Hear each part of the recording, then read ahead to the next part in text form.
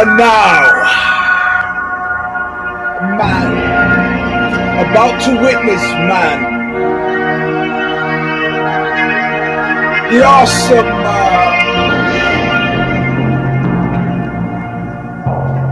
crushing, might of the Eugene S. Robinson Show. Stomper!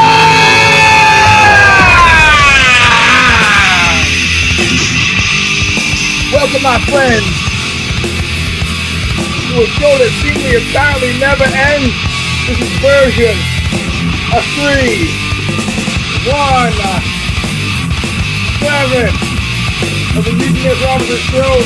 I'm your host, Eugene S. Robinson. Yeah, despite my better intentions, what did I do? Live, baby, not memory. I watched the show last night, thinking every bit of it almost. If you can believe it. So I'm living in head mobility. The things I'll explain later. Yeah, I watched.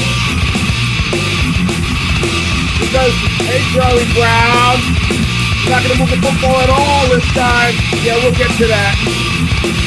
But first, Bob Riley of Stigmata sing us in as he has every week since 2007. The song is called Intro All of Nothing from the record The Calling of the Just. Still available from Revelation Records in Huntington Beach, California, where they shoot their guests in a nightclub, they hit your car with a hammer, and they drive your mayor pro tem out of town to open up a substandard restaurant in Central Florida. Listen well. I'm on my way back to nowhere. I took my time but I could not see too clear. But I'm taking a real good look at you. I'm taking a real good look at your face. I'm on my way back to there far. Being payback is always nothing. Yeah, my friend. Yeah, you know what? There was never the intent. I was gonna hold out. I was gonna hold out. I think I was not gonna watch. And I have to say, going into the day, it's like I don't know if you've ever had problems with substances, but you know, your brain will do amazing things if you've had problems with substances. For example, your brain will say, hey, yo, maybe you should take that highway to get to the place you're going. It puts an extra 10 minutes, but it's very close to that 7-Eleven that you like, that's got the spin wheels. And I'll just drive out there. Oh, my goodness. I didn't realize I was by Michael's house. Hey, I wonder how Michael's doing. He can't still be dealing, can he? Oh, shit. I took a wrong turn, and I just happened to be on Michael's block. Well, it would be rude for me not to stop in. That's how it happens. Just like that. So I'm mindful. I go to jiu-jitsu. I got the kid with me. She's with me all day. Mom's doing something. Kid's with me. So she does her jiu-jitsu class. There's a second jiu-jitsu class. I do my jiu-jitsu class. She hangs out, goes shopping, get something to eat. And I know the early prelims start at 3, but I also know exactly what the card is. Because, you know, I mean, I wasn't going to watch, you know. I'm above all of that, you know. But I knew what time it started. What am I looking at now? I'm looking at the entire card to show you exactly what I was dealing with and how I was tricking no one. All right. Excuse me. So here we go. I pulled it right early prelims. I don't give a shit. Sorry, boys. Sorry, I don't give a shit about Andre Lima, Mitch Raposo. Me not giving a shit about those fighters is not the same as me holding down the fort. Okay? Okay. So then there's Aline Perez and Jocelyn Edwards. I'm still driving around doing stuff with the kid, maybe making the public claim if anybody were asked. I don't give a shit. I don't give a shit. I don't give a shit. I don't care. I don't care about UFC 302. I don't care. Okay? But by the time we get to the third fight of the night, I was like, well, let me just check in. Oh, isn't it interesting that it coincidentally kind of aligns with my interest in seeing Mickey Gall get pasted? Why Mickey Gall? Hey, Mr. Robinson, ain't Mickey Gall, he ain't never do nothing to hurt you. No, Mickey Gall never did anything to hurt me except fight CM Punk. That wasn't really his fault, Mr. Robinson. Like, what do you expect Mickey to do? He had a shot, he had to take it. He had the shot, he had to take it. Well, I guess you're right. He had to take it. All right. He had the shot. He had to take it against Mickey Gall. It had nothing to do with Mickey Gall. And yet, I wanted to see Mickey Gall get pasted. And that's exactly what happened. Not pasted, but he lost. Now, how does that serve anybody's interest? How does that serve the greater interest or the greater good? It doesn't. It can't. And yet, I'm happy. But now, more importantly, I'm in, dialed in, tied in, right? Can't turn away because, oh, no, there's Phil Rowe and Jake Matthews. No, not so much Sage Northbutt. What? Sage Northbutt. What? Sage Northbutt. Not so much that. Not so much that at all. But it doesn't matter. These are the lies that I tell myself. I'm stuck. All right. Which is the best thing about this is it's like I'm stuck in a hell of my own making, right? Because Philip Rowe and Jake Matthews was terrible. It was terrible. It was no good. And yet, now I've gone by Mike's house. Hey, Mike. Oh, shit, you're here. Oh, man. I don't know how I went 45 minutes out of my way to see you. It's just that was an accident. I happened to be in the neighborhood. All right. So I'm going to be rewarded, right? Because of Grant Dawson and Joe Salicki. I mean, who among us don't care about what those two are up to? And yet, after watching them fight 3 rounds to a unanimous decision, now I'm involved in that second stage of drug addiction. I don't know if it's a second stage. I'm just making it up. But let's say the second stage of drug addiction, where I go, you know what, man? You know what? It's not that bad. Okay, Dawson and Salicki, it really, at least, hey, look, hey, well, you know what? He's the good with the bad. Joe Alameda and Romanov. Romanov comes out like the Prince song, watching his titties bounce. I'm not giving him a hard time about that. All of us are a little overweight. You get older. What happens? Dude gets choked out in 2 minutes and 27 seconds of the round. And then they show you to come. Remember what I said about commercials. Remember what I said about commercials.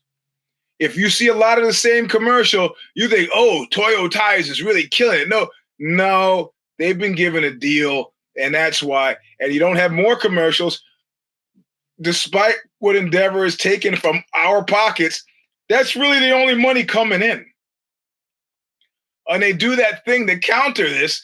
Oh, the bald one in the hot tub. What's the biggest cash offer you turn down from an advertiser? 130 mil. Oh, stop it. Oh, stop it. You sassy man in a hot tub. $130 million. That's why you're showing all these commercials from the same companies, Progressive. Except 5 Progressive commercials in a row. You bundled it and gave them a deal because you don't have any other thing to do with that airtime. And how does ESPN Plus get away with selling me on that crap when I got to pay for it? Everything is backwards. It's topsy-turvy land. That's all right. Now I'm distressed. But all right. Cesar Almeida and Roman Kopylov were great. These are great fighters, right? So it's going to be a great fight. No, it was not. For a Brazilian, his grappling was woefully under. And then you realize somebody a few weeks ago had said the best, where they go, it's not really MMA, it's just kickboxing. Every now and then you get yourself a wrestler, but this is not.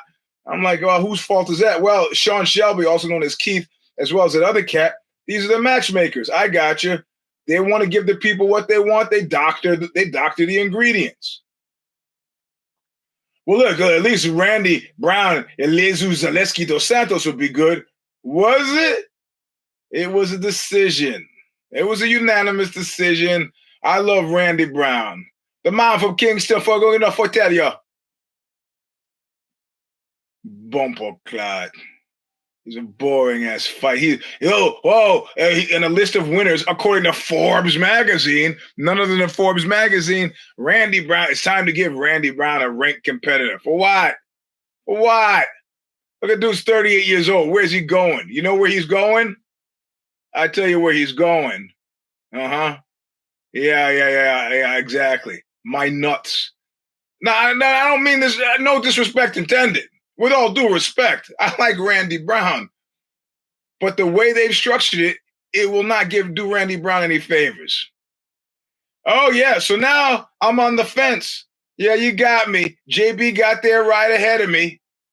I'm on the fence. I could have a good evening. My evening is still redeemed. I can still have a good time at Mike's house. Maybe Mike just, gives me a little glass of wine. I go on my way accidentally, having just stumbled by his house. No, it's Nico Price and Alex Morono.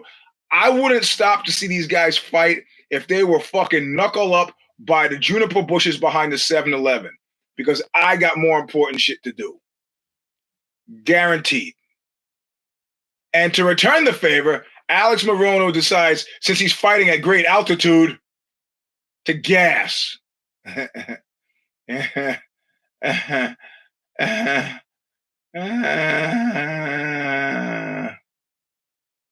I'm joking, okay? Prudential Center in Newark, New Jersey is at sea level. There was no reason for him, but you don't know. You don't know what happened to Alex. Maybe he had a sphincter in his gonectozoid. Yeah, fuck that. Whatever. Now I'm angry. But then something happens. Something magical happens. Are you going to say, oh, Kevin Holland and Mihail Ola? No, my daughter calls, daughter number 3. She goes, are you watching the fights? I go, yeah, in fact, I am right now. She goes, you're watching the fights? Well, I was until the phone rang. Well, can't you watch and talk? I go, no, because I watch on the phone. She goes, oh, okay, well, who do you have in the main and the co-main? And so we make our picks. And I say, well, I got to go for Team Old Guy. And she goes, so you're going for the American? I go, yes, the racist, sexist American. I guess I don't think of it that way. I just because he's an older guy. And she goes, oh, okay. Then who do you have for the main? I go, the other old guy. She goes, you mean the other American? I go, I had to leave it to a college student, recent graduate, to politicize this in a way I hadn't even thought. I said, listen, when they come out and I hear USA, I hate that shit. Just because we can get away with it. They don't do that in Germany for obvious reasons. So we we have both determined that while we are bad losers, sore losers, we're exceedingly worse as winners. So we say, take a gentle person's bet and make the claim that you'll hear from me. If I win, if I sweep this, I will call you tomorrow and I'll be ridiculous. I'll be dancing on the table. I'll be dancing in the aisles. I'll be dancing in the street. I'll be dancing on your corpse. And she goes, okay, that's a little bit, okay, fine, fine. Okay, well, we split the difference on that, so there was no dancing, and I'm mad. But anyway, I get off the phone because I want to get back to Kevin Holland and Mihail. And Mihail is killing. He said, no, I'm not playing any games. Not dancing, not going to allow this guy to run up a highlight reel by saying sassy stuff out to guys outside the cage while I fight. He could paste him, hits him with a left. Okay, then he goes for the arm, and Mihail decides, much like Renzo Gracie of Days Yore, I don't need this arm. I'm going to let it go. But you got to understand, since Tim Sylvia, the calculus is not a jiu-jitsu competition. You got to hide that. You got to use that arm. Johnny Boney Joni said against Vitor Belfort that when he pulled his arm out, he heard a crack. He said, but he wasn't going down like that. He just pulled it out. If you pull your arm out, cracking as it does, you know, they might not notice the fact that it's hurt. Tim Sylvia, they stopped the fight. Tim Sylvia protested until some sage, and I'm sitting cage side. That's when I got a credential. Somebody says, hey, Tim, wave. Of course, he couldn't wave because his arm was toasted. I think Frank Mir was the one who did it. And so Mihail was disgusted with himself, disgusted with the event. It's a tough fucking poll. I'm not going back to the sausage factory. Fuck you. He had his arm broken and I had to look away. And naturally, they show it a million times. I don't need to see it a million times. All I had to do was wait for the audience to go, hey, and then I knew it was safe to look because it was over. But they showed it so many times. Guys got guts. There's a lot of fight in that Mihail, which means you just got your ass kicked really badly. Kevin Holland was predictably great. And then he walks out of the cage and sucks up on President Trump. And I could think of nothing but Sammy Davis Jr. dropping to his knees and hugging Nixon around his knees back in the early 70s, right before Nixon was, of course, impeached or resigned as a result of impeachment threat, that I thought, my God. My God. There you go. Kevin is joking and laughing and kissing and taking photos with the with the guy. Hey, maybe he was right. The blacks love me. They love me. Okay. At least that black does. He's a company guy. Don't think any different. Can you imagine what would happen to any single fighter who looks through the cage, sees Trump there and goes, hail to the chief.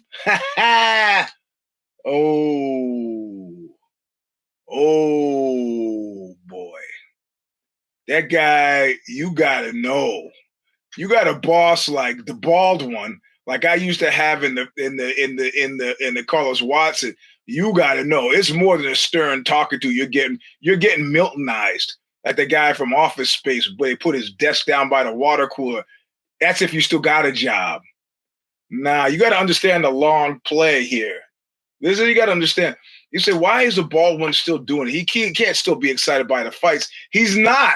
It's reflected in everything he says and does. He's not excited about the fights, but those fights are a rung on the ladder to where he wants to go. And people like Kibono, who benefits? Where is the bald one going with this? A nod power slap, my friends. You didn't see the article today, huh? Talking about a VP slot. Think it's crazy? No, it's not. The bald one appeared at the Republican National Convention last election series, and he walked out like he thought he was at a oofsie presser, and he was like, "Hey, everybody!" And the audience is like, "Eh?"